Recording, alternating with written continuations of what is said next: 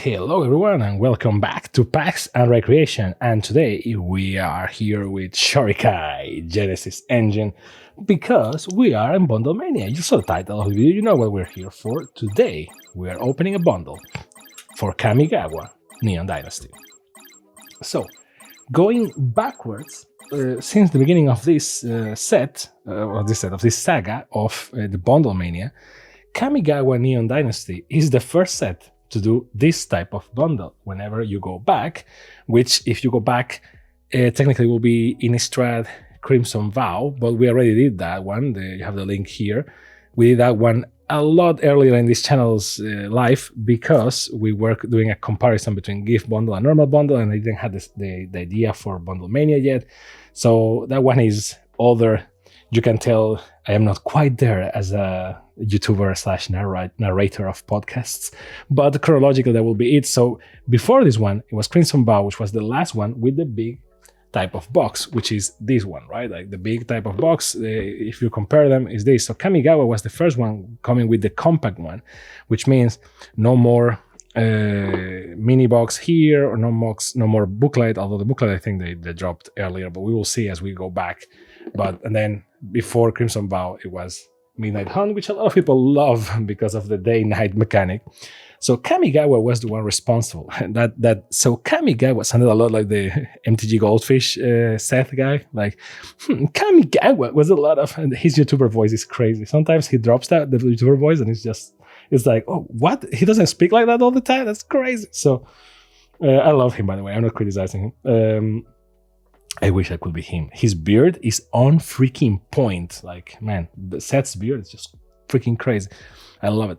So, I wish I could have one like that, but I don't. The thing is, welcome to the Beard Podcast. Now, going back to Kamigawa, this is the set that actually Trojan horsed us into where we are right now, because we started to drop some things from bundles, and okay, let's be honest, let's be fair here, right? When you compare with this is a lot bigger for no real good reason. Like in terms of width or height, in this case, it's the same, right? But you get extra space here for no good reason, and part of that no good reason is really this box here. This is not doing anything, and Crimson Vow was the last one to do that, I think, out of continuity with Midnight Hunt. And then Kamigawa came with this. Kamigawa is a tricky one because I feel that this set is responsible for a lot of people coming back into Magic in this new era. Some people came later with New Capenna, or New Capenna was the follow-up to this, which we already did the bundle because we're going backwards, remember? So link here or there, I don't know YouTube. So this is the set. Now, this set hit hard for multiple reasons. If you see the date of this is from 2022. So Cyberpunk was already there, and people were in the craze of Cyberpunk for a long time, assuming that Wizards, as they say, they design 3 years in advance. So the people at Wizards were also crazy for Cyberpunk 2077 when they came up with this. Sadly, this came out a little too late for my taste to ride on that, or maybe for better or worse, because Cyberpunk had a lot of drama when it came out. But it's one of the best examples of crazy shenanigans, and for a lot of people, because Kamigawa was a different old plane that they never revisited for a long time, that was basically feudal Japan, and for a lot of people that's enough. It's like katanas, samurais, ninjas. We love that shit. Omezawa's jite, all that stuff, all the good stuff. But some people like more craziness in their magic. That's why some people love like the magic that was like samurais and Arabian Nights and all that, and some people are more like give me crazy stuff like Neon Dynasty. So I think some people also blame this set, by the way, for being the set that started the hats craze. So sets with hats, which is basically like, oh, this set is because we had a two-set combination between Innistrad, Midnight Hunt, and Crimson Vow. The story continued there, and then from that moment on, we only got one set playing stories. So we got Kamigawa, and then we got New Capenna, and then we got Dominaria, I think. And so on. So it was like one set, one plane, one story, and that's it. Yes, there was a bigger overarching story for March of the Machine, and the Phyrexian invasion and all that, but this is also the set that started with the one set, one plane, one story, and also did it while introducing Cyberpunk to a mostly feudal Japanese plane. Now, I have to say, in defense of Kamigawa Neon Dynasty, that it kind of makes sense. Like, it makes sense that in all the years that we even visited Kamigawa, they kind of jumped forward, because that's kind of what happened to Japan too. Japan was like a very disconnected from the rest of the world country, like very, feudalistic.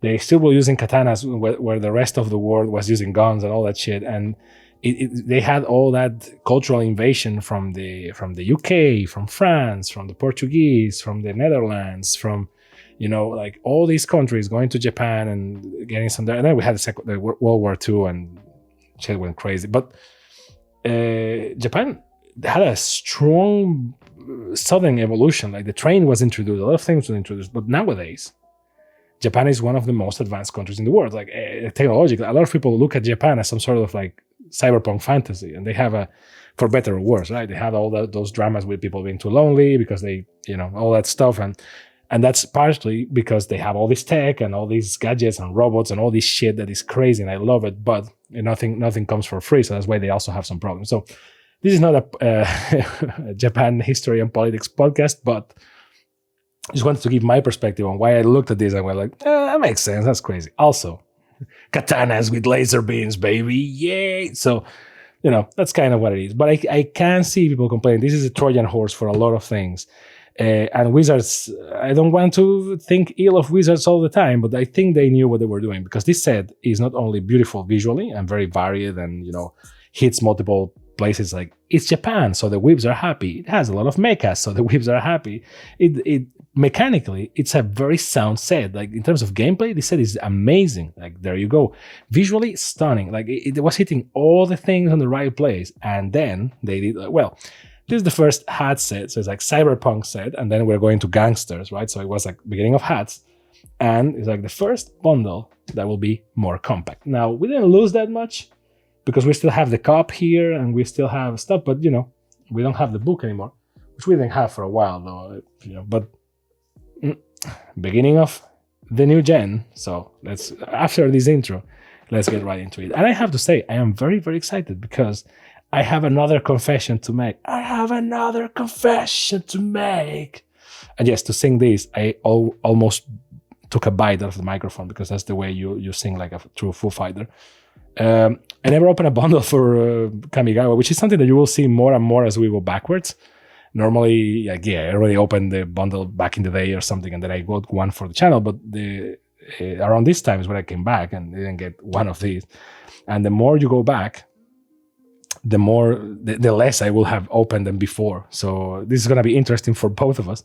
And you will see me get surprised for a lot of more things. So you get the usual, so 20 traditional foils and 20 regular lands. An oversized spin down, which I'm very curious to see in person. 12 cards, Kamigawa Neon Dynasty set boosters. Yes, we still had set boosters back here. Art traditional foil for Invoke Despair, which is one of the reasons why this bundle was so expensive. Now this card is banned, so it is what it is. And and the box, right? The future is now, old man. Over a millennium has passed since we last visited Kamigawa. See, like 1,000 years. Like, come on. Japan did more in less time. So, like, it doesn't seem that crazy. Cutting-edge mortal technology complements and threatens the ancient spirits that still roam the plane. Call upon crafty ninjas, tell incredible sagas that spring to life, and reconfigure your creatures into powerful weapons. This is both Kamigawa and magic, like you never seen them before. Like, see, all that crazy goodness, kids. And one of the things that I have to say is that, one of the reasons why I like bundles, and it's sad that when you open a bundle, like the outer shell, you kind of throw it away because you don't have really a use for it, because you open it like this, right? And in the older style, it was worse, because you have like a sleeve. You can kind of still use it, I guess. Like once you open this, you can still kind of put one on top of the other and use this as a sleeve, I guess. But still. But this one is worse, because once you open them, you get your bundle and whatnot. It's better because you can't reseal this without being too obvious. But then you kind of have to throw these away. If you do something like this, maybe you can keep it. you can do it in a way, I guess. But why I say this is a shame, because a lot of this text sometimes has a lot of context of what the set was about, and this is why I love bundles. Is they're like a time capsule, right? So it is what it is. Again, inconsistent with what we had in New Capena. Now we have Magic on a black box on top, like not Kamigawa Neon Dynasty. So Wizards is really inconsistent when it comes to this. And then here is the city. The city is the protagonist, which I feel I am missing this as we move forward. Some of the more recent bundles, they always put like characters doing a pose and, you know, stuff like that. Like, yay, look at that. And it's like, can you just showcase the plane, please? Like, look at this pretty, look at this. It's Kamigawa, right? And then you have the logo from the Planeswalker logo. And, you know, like, this is kind of a shame. I love it when they like come up to the top, right? Like the New Capena did, but see, and the only shame that I see here is that it's repetitive on both sides, and that kind of sucks. But again, it's beautiful, and I love it.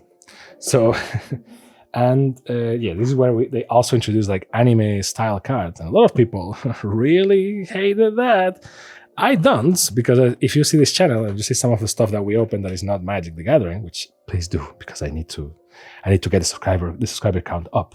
You will see that I am kind of a weeb, right? I mean, I like comics too. I like pretty much a lot of shit. I'm a geek, but I'm a nerd. But I'm also a weeb. So I like my manga, my anime, and I saw this and I'm like, oh, that's cool. You know, like I get it why people are bothered, but I'm like, that's cool. But this is also another Trojan horse for like special guest, different drawing styles cards. A lot of people are like, I want my Magic with you know, classic Occidental. Classic Western style of drawing, and it's like, well, now you have this. Yikes!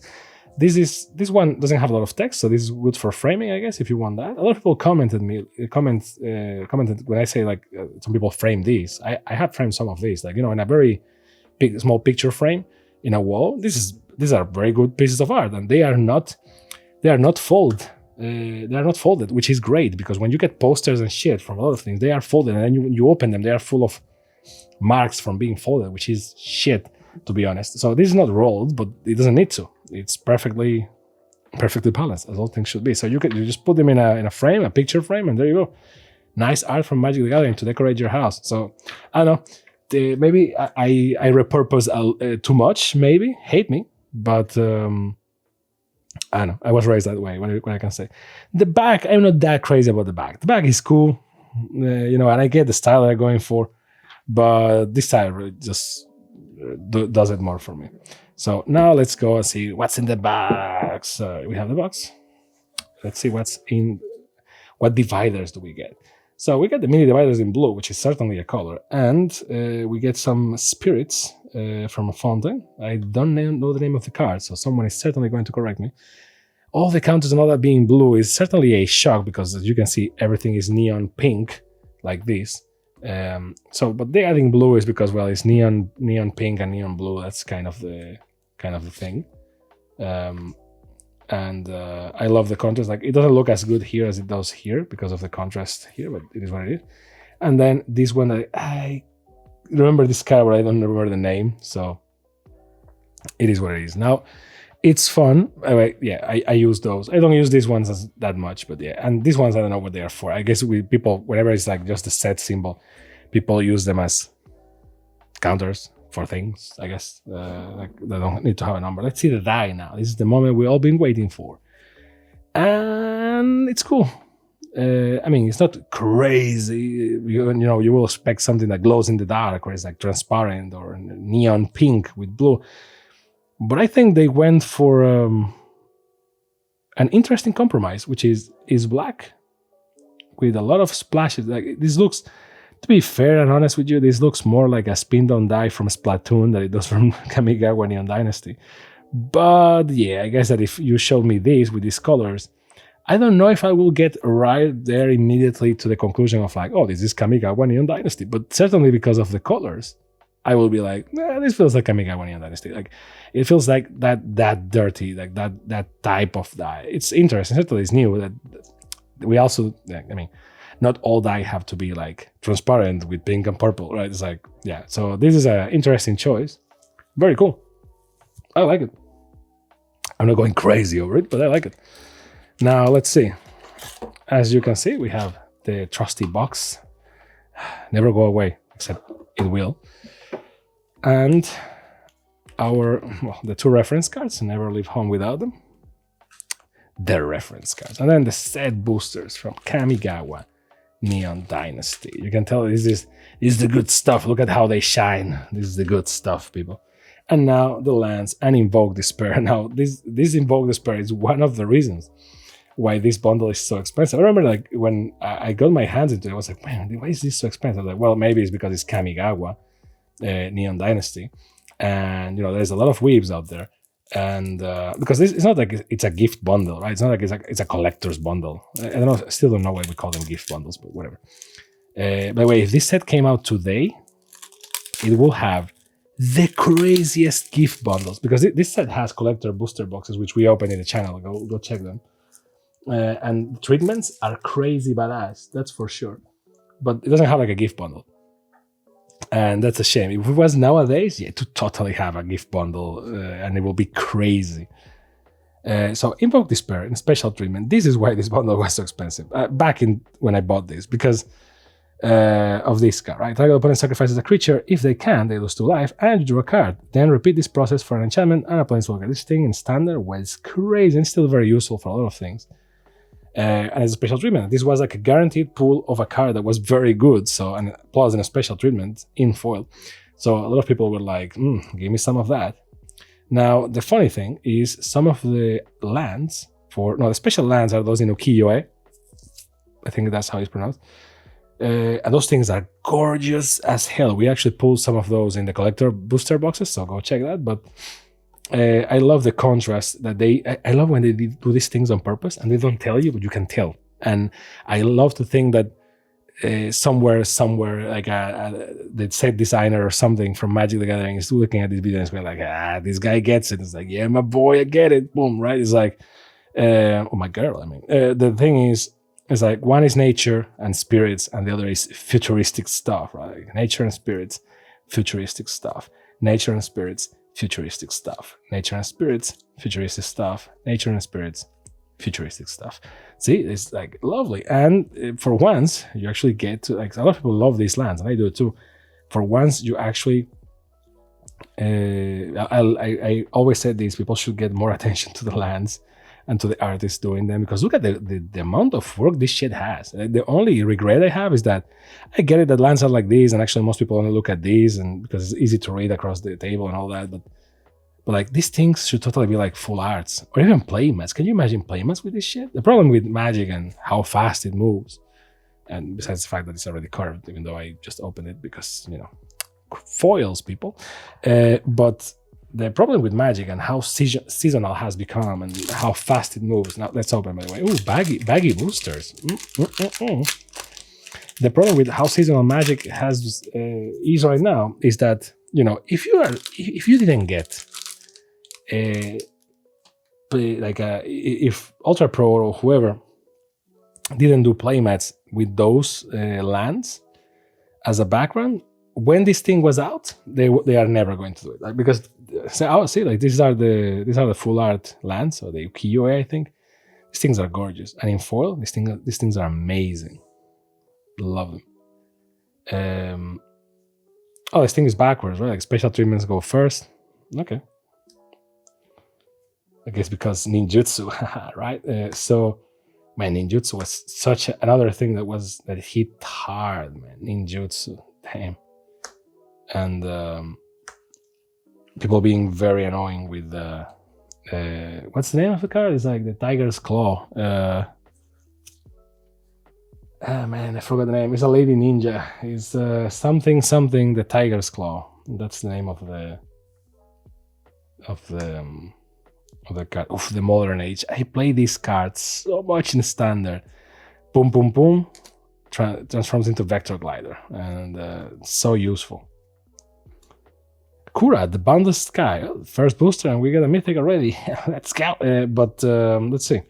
Legendary creature, Dragon Spirit, Flying Death Touch. When Kura, the Boundless Sky, dies, choose one. Search your library for up to 3 land cards, reveal them, put them into your hand, then shuffle, or create a XX Green Spirit creature token with X where X is the number of lands you control. Not bad. Shame that this thing's already curved. Look at this. Unforgiving one. Well, yeah, like the curling of the foil. Damn. And placeholder card, which looks badass too. Even the placeholders look badass. This is great.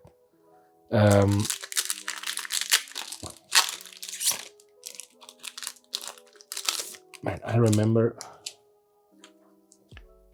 when this thing was. Is this? Who are you? Ishin. Oh, this is Ishin up close. I never look at his face up close. Crazy. This has to be like a special treatment.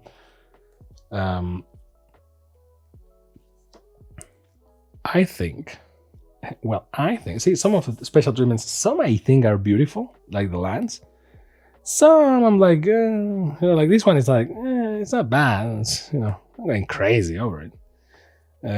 But that's the contrast. It's like, well, the pretty ones, ironically, are the old school ones. The ones that I don't like that much are the cyberpunk ones, right?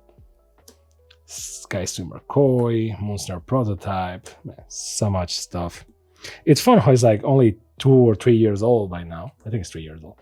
It's 3 years old by now, but still it feels like so nostalgic, right? Because you played so much if you're playing on standard, you play so much with the same cards that it really just... Ooh, mirror box.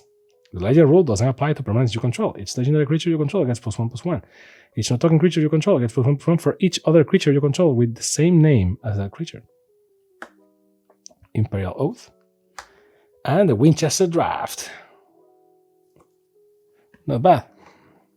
So far, 2 non-token cards, but also non-ads, which is good.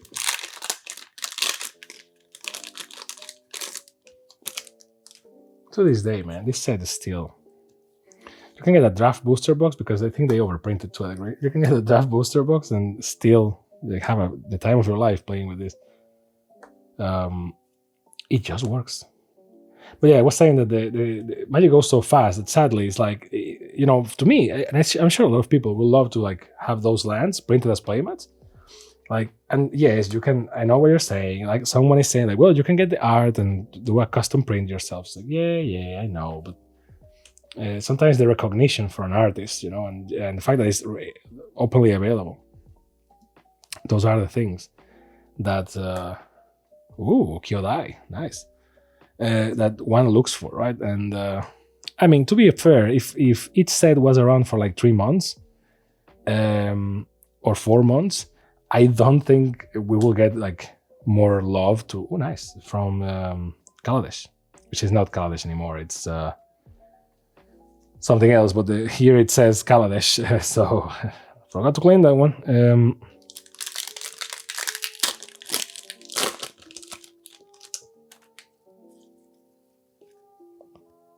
This is the monkey Kami of Industry. There you go.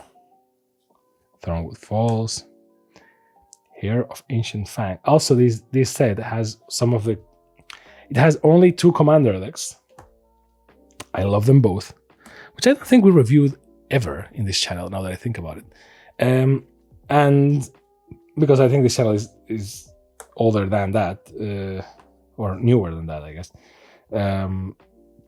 So we never got to it. But one of my favorite precons is actually the one with Shurikai, the one underneath. That's why I put the playmat. And funny enough, I don't often play with Shurikai. Normally I use just the main commander because, I normally use the precons as they come because I try to play with my friends as if it was a board game. Just like shuffle up and play. Shout out to the prof. But first token, Samurai. But I do feel like that deck. I love it to. Like it's a weird deck. Oh, Ishin. Okay, this is the art of Ishin that I'm used to. Ishin is such a pain in the ass commander, man. What's the thing is Virus Beetle. Damn. Virus Beetle. Man, I hate this thing. Spirited Companion. Love this thing. So you can tell I play a lot with this shit. To be fair, like the vehicles deck, I love it, and I feel like you can expand on it, you can go crazy on it. It's just lovely. The Azusa's Many Journeys, and it transforms into a tree. Oh no, in Likeness of the Seeker, the 3 is the other one. My bad. That one I also used a lot. Beautiful lands. See, what's what I told you? Beautiful lands, and these things in foil are crazy. Actually, let's put this with the tokens. Ooh, March of the Otherworldly Light. Not bad with Totoro and all that shit there. And people were like, oh, those are yokai. You know, the Totoro is based on that. And it's like, I get it. I'm also weak. Leave me alone. Nokuchi Shadow Walker. And just, to wrap the Commander deck talk, I love the vehicles one with a passion. Like, those are my favorite precons. Ironically, I still have a pending project of upgrading it and making it like a crazy vehicles thing. And likely, yeah, I will have to use Shurikai as my commander. Ooh, this thing is gorgeous. But it's a plane, see? Nice. The swamps. Look at that. It's amazing. But the other deck, man, the other deck just doesn't hit it for me. And it's a shame because it's about modified creatures. Well, they don't say modified, they say augment. It's not augmented. Reconfigure creatures and auras and whatnot, right? So I look at that, and the commander kind of looks like a Ninja Turtle. So I look at that shit and go like, you know what I mean? It's like Ninja Turtles, that's my jam. And not really. Like, the deck is not that good, but besides that, I don't know if you don't know. Nice, 2 in the same booster. Besides that, man, is this Shishio from Rurouni Kenshin? Crazy. If I don't know if you know, but the second commander deck from Kamigawa, the one with a lizard and it's all about auras, is actually Invoke the Winds. Is actually illegal. You can't play with that deck out of the box. Why? Because, Final Judgment. Let's go. That dragon looks a little bit like Falcor from Neverending Story, and I know it's like a Hydra type of thing, but and this is from original Kamigawa. Nice. Remove all creatures from the game. Cool, but then the Clashing Warriors turned to face Okagachi, the greatest kami, and their sign of awe was their last breath. Great Battles of Kamigawa. Lovely. Yeah, but you can tell that it's from that time because that thing looks. When this card is from? It's 1993. No. 2005. I was like, oh, this is from 1993. It's like, no, 2005. 2005. So you can tell they were. It was a different time. Using 3D art like that. Oh, beautiful. Invoke Despair. See? Another gorgeous land. Aki Ronin. Dragonfly Suit. So, that second deck. Oh man, this one. That second deck is illegal because it has the same card twice, and the official communications from Wizard is just replace that for a forest. I think that the card that it has repeated is a special land, a land with a unique name, and therefore you can have that card twice. So because you can have repeat cards in Commander, as I'm sure you know. Man, Colossal Turtle, call this thing too a lot of times, and that makes the deck illegal. You need to remove. Fable of the Mirror Breaker. Let's go, man. This thing was banned to smithereens, and Myojin the Blooming Dawn. Beautiful looking card. Look at that thing. And this is from the Commander decks. Winchester Draft again. They really want us to play Winchester Draft. Last booster of this box. Well, this box is bundled. So you have to replace it. But some people have the theory that the card that is extra is actually a Nissa card. And instead of sending us the Nissa card, they were like, put the forest. Ooh, in foil, people. Let's go. See, these cards are gorgeous. This thing is like the best set of the Kamigawa set. Come at me, I don't care. Selfless Samurai, and mind you, I love this set for multiple reasons. Not because I'm a weave, which is also a thing, but like mechanically it just hits. You can just, again, buy a draft box, which you can still get for somewhat cheap. Now they are cheaper because I think Kamigawa was rotated out already, if I recall correctly. So it's just cheaper, and just play with that. So like you have Reconfigure for this set. I love it. The Long-Reaching Night, another one. Let's go. This thing just goes into every deck. That's why I love it so much. And see, there's like the art in full display. That's why I feel like we should do with lands. Oh, a Ganjo, State of the Empire. Nice. Has channel 2, discard the Ganjo, and it does 4 damage to target attacking or blocking creatures. This ability costs 1 less to activate for each legendary creature you control. And Goshintai of Ancient Wars. Not bad. Very curled, but not bad. And another placeholder card, which is Coolio. And that's it. That's the bundle. Now, I'm very happy with it. I didn't check the value of anything, but I'm very happy because we got a lot of these, people. I just love these lands. So, and they go everywhere. Now, do they thematically go everywhere? No. It's very weird that maybe it's a deck about dragons and then you pull a bunch of Japanese lands. But it is what it is. It's all about aesthetics in Commander, right? It's about the bling.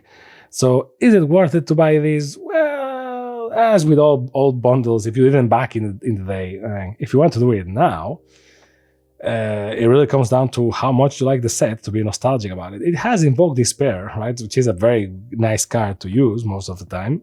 So you get a secure good card, which is weird for the promo card that's included to be good, or like at least wanted. That's what I want to say. So that's good. It's very weird that they did that. The box visually is stunning. I love it.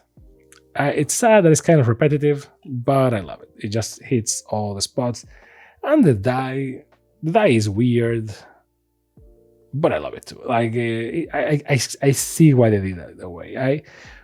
Like the only option will be to put an LED inside the die, you know what I mean, and make it neon. But yes, a part of me would like that the die will be like half pink and half blue or something, or you get 2 like neon pink with blue letters or blue with pink letters or something. But this also works. It's kind of sober, but it kind of sends that vibe of Kamigawa with the pink dots and whatnot. It feels like a Splatoon, but it's still worth it. So, is it worth it? To me, it is, but just because I like this set, it's really up to you. I enjoyed it. I hope you enjoyed it too. And if you are like me and you kind of came back to Magic around this time, and this has to feel more or less nostalgic to a degree, so I hope you had a good time. Now, as a reminder, if this is Bundlemania, right? So going back in time, we already did Innistrad Innistrad Crimson Vow, both the gift bundle and the normal one. So if you want to check those, link here, or if you are in the playlist, well, they will be the next videos. And since those videos are from some time ago, I am not as charming as I am right now, so please bear with me. And but after those, we will continue right away with Midnight Hunt, which is what you saw already, because I already have it here with me, ready for the next adventure. So that means that this is, yes, the last bundle from Bundlemania that comes in this format. At least, you know, going back. Obviously, if we open boosters bundles going forward, they will have this format again, because we are still opening things forward because Wizards keeps releasing product. But I thought it was fun to mention that this was the first of the current format of bundles, although not the current, because this one still had the cup or the mini box for cards. So thank you very much for watching. Hope you had a great time. Don't forget to press all the buttons down below, and I hope to see you next time on your favorite channel, Packs and Recreation. Bye.